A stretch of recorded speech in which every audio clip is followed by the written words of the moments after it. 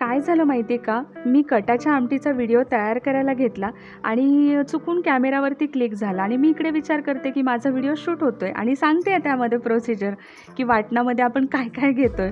पण नंतर बघते तर कुठे व्हिडिओ शूट झालाय. अरे म्हटलं काय गोंधळात गोंधळ आपला. पण असो म्हटलं तिथून पुढचा आपण व्हिडिओ तयार करू. तर आपण वाटणामध्ये घेतलंय ओला नारळ, थोडंसं खोबरं, आलं, लसूण, कोथिंबीर आणि टोमॅटो हे सगळं बारीक करून घेतलं. मस्त जिरे मोहरीची फोडणी दिली, कढीपत्ता टाकला, आपण वाटण छान तेल सुटेपर्यंत परतून घेतलं, घरगुती मसाले टाकले, छान परतून घेतले. त्यानंतर येळवणीच्या आमटीचं पाणी टाकलं. पहा लगेच टाकल्याच तरी आली याला. आमच्या इकडे याला येळवणीची आमटी म्हणतात, कुठे कटाची आमटी बोलतात. तर याला छान उकळी आली आहे पहा. चवीनुसार मीठ टाकून घेतलंय.